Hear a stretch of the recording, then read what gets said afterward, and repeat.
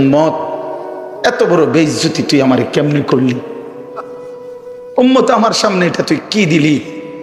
তুমি কি জানো উম্মত, আমি 23টা বছর টানা তোর জন্য কেঁদেছিলাম উম্মত।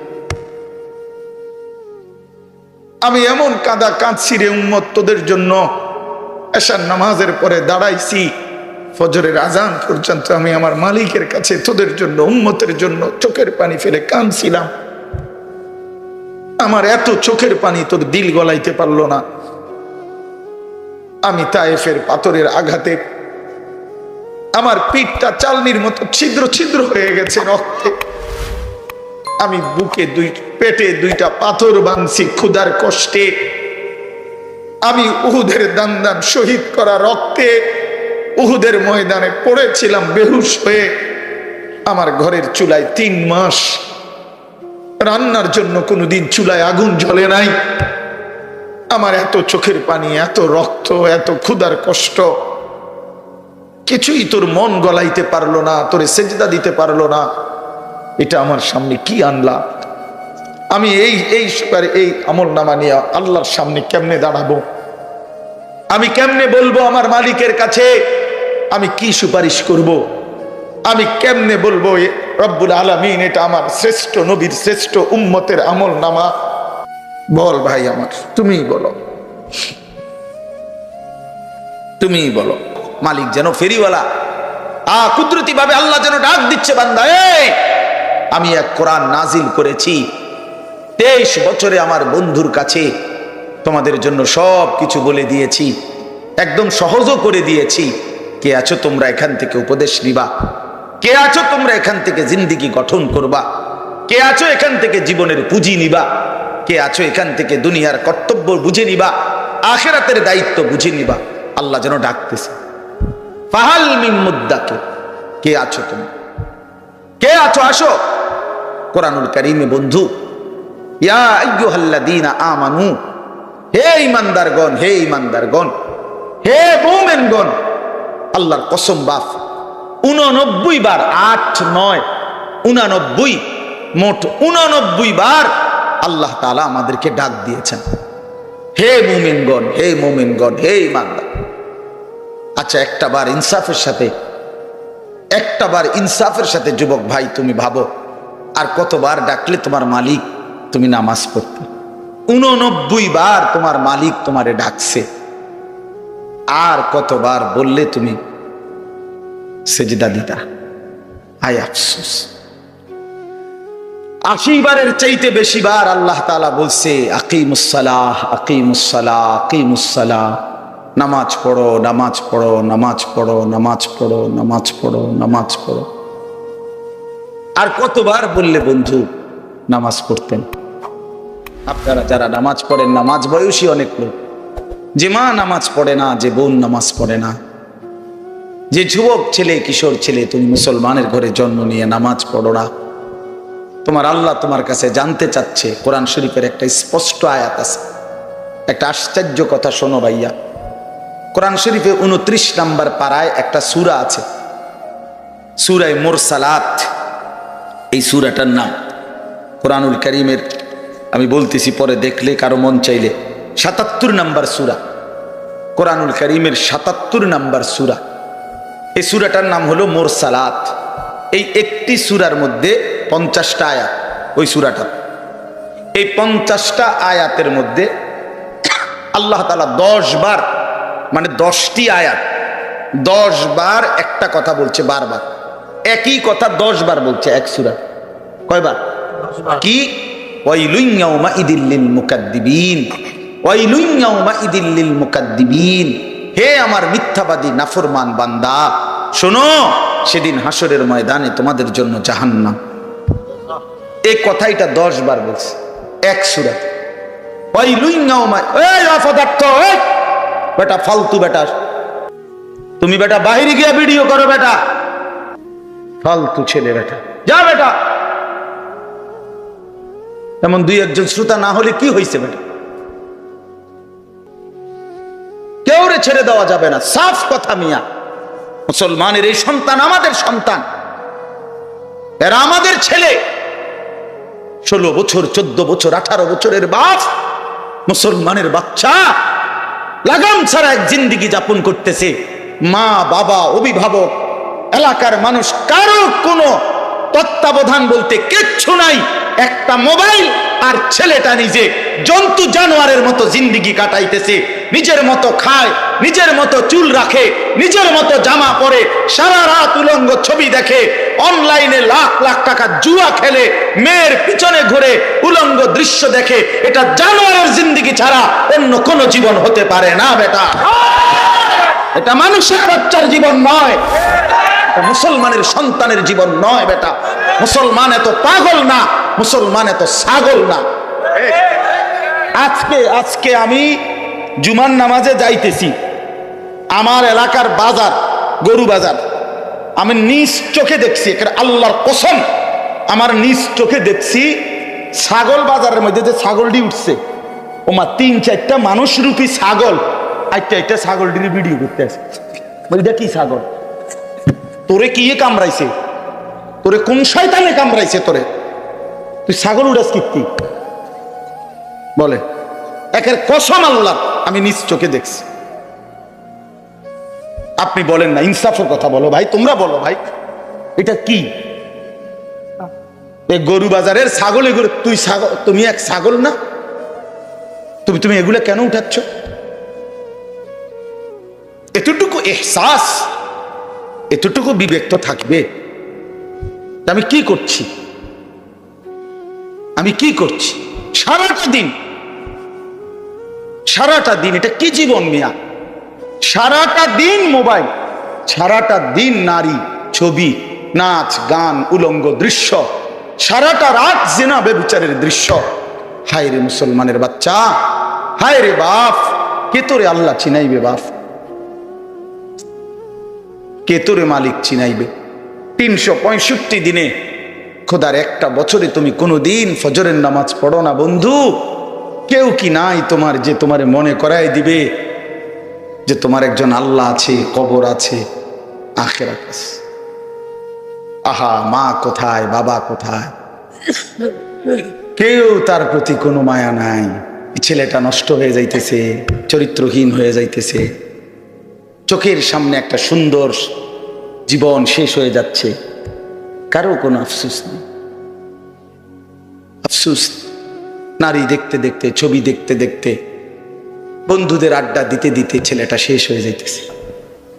রাসূলুল্লাহ সাল্লাল্লাহু আলাইহি সাল্লাম উনি মক্কায় থাকাকালীন মক্কার সবচেয়ে বড় গোত্রের নাম ছিল কুরাইশ। এটা আপনারা জানেন কিনা? নবীজির বংশই হলো কি এই কুরাইশ বংশ। তো এটা হলো মূল বংশের মূল গোড়া, একটা বড় গোড়া। বাকি এর অধীনে আরো ছোট ছোট গোত্র ছিল, শাখা। কথা বুঝছেন? আমার দাদা ধরেন মূল ছিল আমগো বাড়ি, তো এখন দাদার বাচ্চা ছাড়া 4 জন, মানে আমার দাদার ছেলে। তো এখন ওনাদেরও সংসার বড় হয়ে যাওয়াতে আমার জেডার বাড়িও একটা নামে পরিচিত, আমগো বাড়িও একটা নামে পরিচিত। এমন হয় না? আলগা আলগা হয়ে গেছে, এখন বড় ফ্যামিলি। জেডারও মনে করেন 6-7 জন সন্তান, তাদের ছেলে পেলে, নাতি নাতনি মিল্লা, তারা এক বাড়ি, আমরা এক বাড়ি। কিন্তু যদিও আমার দাদার বংশ আমরা এরকম আর কি। তো কুরাইশের অনেক শাখা গোত্র ছিল, কুরাইশের অধীনে আবার ছোট ছোট গোত্র। এদের একটা অভ্যাস ছিল, এরা প্রতিনিয়ত অবসর হইলেই তারা নিজেদের মধ্যে তর্ক বিতর্ক করত। নিজেদের অর্থ, সম্পদ, ক্ষমতা, প্রভাব, প্রতিপত্তি, সন্তানাদি, বংশধর, কার কদ্দুর বেশি দুনিয়ার ফুটাঙ্গিরি, এগুলা নিয়ে মাতব্বরি করত, অহংকার করতে, আর বলতো, হিসাব দিত। হ্যাঁ বেটা, আমার চাচা এই, আমার স্বাস্থ্য ভাই একজন ডিসি, একজন এসপি, একজন হেই, আমরা বলে না এরকম মানুষ। অর্থাৎ এই এরা আপনার গর্ব অহংকার করত, সম্পদ নিয়ে, বংশধর নিয়ে, নিজেদের ক্ষমতা, প্রভাব, প্রতিপত্তি নিয়ে হিসাব দিত যে আমার এই, আমার এই, আমার এই। তো আরেক গোত্রের লগে, যার লগে তর্ক করতো, তারাও বলতো বেটা আমগোই টান আছে, আমগো এই, আমগো এই। তো এগুলা তারাও বলতো। এর মধ্যে এক 2টা গোত্র ছিল, বনু আব্দে মানাফ, কুরাইশের একটা শাখা গোত্র, আরেকটা হলো বনু সাহাম, এরাও একটা শাখা গোত্র। এই দুই গোত্রের লোকদের মধ্যে একদিন তুমুল এই নিয়ে তর্ক লাগছে, ভীষণ তর্ক। এই দোনো গোত্রই নিজেদের বংশ গরিমা, অর্থ সম্পদের হিসাব, বিভিন্ন যুদ্ধে এক একজনের এক এক যোদ্ধাদের অবদান এবং নিজেদের শৌর্য বীর্য অহংকার বংশধর এগুলো বলতেছিল, বারবার শুনাইতেছে আর কি। বনু সাহাম বনু আব্দে মানাফ, দোনো পক্ষ বলতে বলতে অবস্থা দাঁড়াইছে এই, ওই বনু সাহাম গোত্র যারা, তারা দেখছে যে হিসাবে বনু আব্দে মনাফের সংখ্যা বাইরে গেছে, মানে বেশি হয়ে গেছে। এগো যা যা নাম দাম যা কইছে, যার যেই ক্ষমতা, যার যেই অবস্থা, এতে করে এরা কমে যাইতেছে, হারিয়া যাইতেছে। কারা? বনু সাহাম গোত্র। তো এরা করছে কি, তখন এই বনু সাহাম গোত্র যখন দেখতেছে হেরে যাচ্ছে ওদের থেকে, এইবার তারার আর জীবিত লোক যারা, তারার আর হিসাব দিয়া পারতেছে না, মানে হেরার লগে কুলাইতেছে না। তো হেরা বলতেছে দিও কই, ও কবরস্থানে আসো, কই আসো, কবরস্থানে আসো। আয় বেটা, কবরস্থানে আয় বেটা, মরে গেলে কিছে, আমরা মরা গুলোর হিসাব লো। এবার আমার যে চাচা মারা গেছে, আমি কি আসছিল জানো নি বেটা, যেটা কি আসছিল এই গেছে এবার কোথায়, কবরস্থানে গেছে, মানে মরা মানুষ সহ। যে বেচারা মরে গেছে তারও শান্তি নেই। এইবার সে কবরস্থানে তারা মানে দেখাইয়া মৃত মানুষদের হিসাব দিয়া নিজেদের বড়াই করতে শুরু করছে। কথা বুঝছেন কিনা বলে? অথচ জীবিত শেষ করে শেষ পর্যন্ত পৌঁছে গেছে কবরস্থানে। মৃত মানুষদেরকে নিয়েও দুনিয়ার এই গর্ব, অহংকার, বড়াই, ক্ষমতার বড়াই, সম্পদের বড়াই, বংশের বড়াই, পরিবার জনগণের বড়াই এই করতেছিল, এইটা করতেছে। এমনকি মৃত মানুষদেরকে পর্যন্ত টেনে আনছে। এই অবস্থায় তাদের এই দিবানিশির এই তর্ক, এর মধ্যে যখন এই গোত্রটা বেশি বাড়াবাড়ি করলো, মানে কি করলো, যে জীবিতদেরকে দিয়ে না ফাইরা শেষ পর্যন্ত কই গেল, কবরস্থানে গেল। তখন তারা এই প্রেক্ষাপটে আল্লাহ পাক রব্বুল আলামিন তাদের এই আলোচনা, যে হায় মানুষ, তোমরা দুনিয়ার জন্য দুনিয়াতে ডুবে গিয়ে দুনিয়ার অর্থ, বিত্ত, সন্তান, পরিবারের অহংকার করতে করতে শেষ পর্যন্ত কবরে পৌঁছাও হিসাব দিতে শুরু করলা দুনিয়া, অথচ আখিরাতকে ভুলে গেলা, নিজেদের কবর ভুলে গেলা, তাদের কবরে কি হচ্ছে তাও ভুলে গেলা, আখিরাত আর পরকালকে ভুলে গেলা। বান্দা, এটা কি করছো তুমি, কি করছো? এভাবে বুঝি সবাই তোমরা দুনিয়ার মধ্যেই ডুবে গেলা, আখিরাতকে ভুলে গেলা। কামটা কি করতেছো তোমরা? এটা কি কোনো কাজ হইল? এটা কি কোনো কথা হইল বান্দা? এই আল্লাহ তাআলা তখন এই অবস্থার প্রেক্ষাপটে কোরআনুল কারীমের এই সূরাটি আল্লাহ তাআলা নাজিল করেছেন। সূরাটির নাম কি? তাকাসুর। বলেন তো সবাই।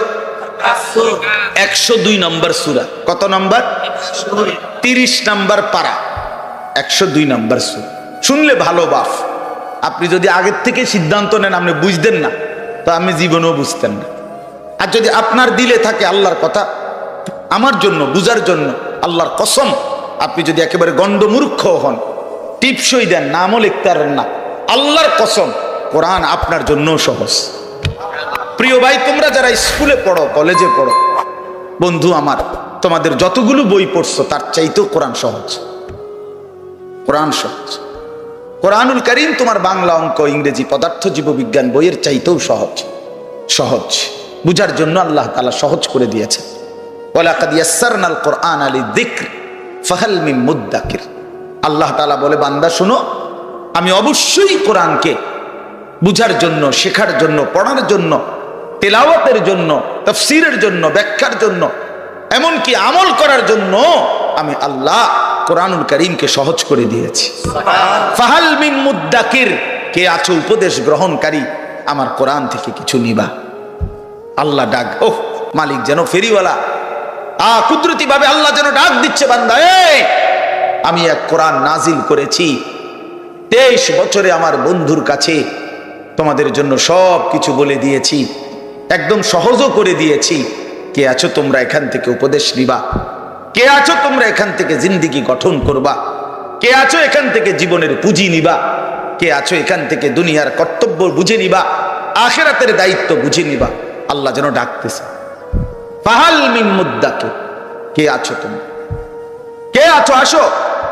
কোরআনুল কারীমে বন্ধু, ইয়া আইয়ুহাল্লাযীনা আমানু, হে ঈমানদারগণ, হে ঈমানদারগণ, হে মুমিনগণ, আল্লাহর কসম বাপ 89 বার, 8 9 89, মোট 89 বার আল্লাহ তাআলা আমাদেরকে ডাক দিয়েছেন, হে মুমিনগণ, হে মুমিনগণ, হে ঈমানদার।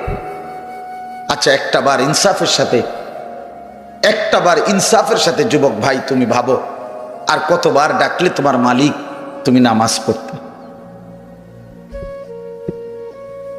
89 বার তোমার মালিক তোমারে ডাকছে, আর কতবার বললে তুমি সেজদা দিতা?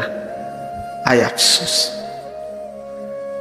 80 বারের চাইতে বেশি বার আল্লাহ তাআলা বলছে, আকিমুস সালাহ, আকিমুস সালাহ, আকিমুস সালাহ, নামাজ পড়ো, নামাজ পড়ো, নামাজ পড়ো, নামাজ পড়ো, নামাজ পড়ো, নামাজ পড়ো। আর কতবার বললে বন্ধু নামাজ পড়তেন? আপনারা যারা নামাজ পড়েন, নামাজ বয়সী অনেক লোক, যে মা নামাজ পড়ে না, যে বোন নামাজ পড়ে না, যে যুবক ছেলে, কিশোর ছেলে, তুমি মুসলমানের ঘরে জন্ম নিয়ে নামাজ পড়ো না, তোমার আল্লাহ তোমার কাছে জানতে চাচ্ছে। কোরআন শরীফের একটা স্পষ্ট আয়াত আছে, একটা আশ্চর্য কথা শোনো ভাইয়া। কোরআন শরীফে 29 নম্বর পারায় একটা সূরা আছে, সূরায়ে মুরসালাত।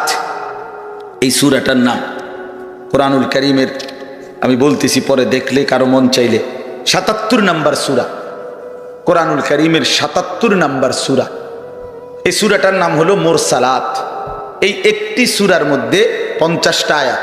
ওই সূরাটা, এই 50টা আয়াতের মধ্যে আল্লাহ তাআলা 10 বার, মানে 10টি আয়াত 10 বার একটা কথা বলছে, বারবার একই কথা 10 বার বলছে এক সূরা। কয়বার? কি? ওয়াইলুন ইয়াউমাইদিল লিল মুকাদ্দিবিন, ওয়াইলুন ইয়াউমাইদিল লিল মুকাদ্দিবিন, হে আমার মিথ্যাবাদী নাফরমান বান্দা, শোনো সেদিন হাসরের ময়দানে তোমাদের জন্য জাহান্নাম। এই কথাইটা 10 বার বলছে এক সূরাতে। ওয়াইলুন ইয়াউমা, এই অপদার্থ, এই বেটা ফালতু বেটা, তুমি বেটা বাইরে গিয়ে ভিডিও করো বেটা, ফালতু ছেলে বেটা, যা বেটা। এমন দুই একজন শ্রোতা না হলে কি হয়েছে বেটা? কেউ রে ছেড়ে দেওয়া যাবে না, সাফ কথা মিয়া। মুসলমানের এই সন্তান আমাদের সন্তান, এরা আমাদের ছেলে। 16 বছর, 14 বছর, 18 বছরের বাপ, মুসলমানের বাচ্চা লাগাম ছাড়া এক জিন্দেগি যাপন করতেছে। মা বাবা, অভিভাবক, এলাকার মানুষ, কারো কোনো তত্ত্বাবধান বলতে কিচ্ছু নাই। একটা মোবাইল আর ছেলেটা নিজে জন্তু জানোয়ারের মতো জিন্দেগি কাটাইতেছে। নিজের মতো খায়, নিজের মতো চুল রাখে, নিজের মতো জামা পরে, সারা রাত উলঙ্গ ছবি দেখে, অনলাইনে লাখ লাখ টাকা জুয়া খেলে, মেয়ের পিছনে ঘুরে উলঙ্গ দৃশ্য দেখে। এটা জানোয়ারের জিন্দেগি ছাড়া অন্য কোনো জীবন হতে পারে না বেটা। এটা মানুষের বাচ্চার জীবন নয়, মুসলমানের সন্তানের জীবন নয় বেটা। মুসলমান এত পাগল না, মুসলমান এত ছাগল না। আজকে আমি জুমার নামাজে যাইতেছি, আমার এলাকার বাজার, গরু বাজার, আমি নিজ চোখে দেখছি, আল্লাহর কসম আমার নিজ চোখে দেখছি, ছাগল বাজারের মধ্যে যে ছাগলটি উঠছে, ওমা 3-4টা মানুষ রূপী ছাগল একটা ছাগলটির ভিডিও করতে আছে। এটা কি ছাগল? তোরে কি কামড়াইছে? তোরে কোন শয়তানে কামড়াইছে তোরে? তুই ছাগল উড়াস কীর্তি বলে? একের কসম আল্লাহ আমি নিজ চোখে দেখছি। আপনি বলেন না, ইনসাফের কথা বলো ভাই, তোমরা বলো ভাই, এটা কি? গরু বাজারের ছাগল, এগুলো তুই ছাগল, তুমি এক ছাগল না? তুমি এগুলো কেন উঠাচ্ছ? এতটুকু এহসাস, এতটুকু বিবেক তো থাকবে। আমি কি করছি?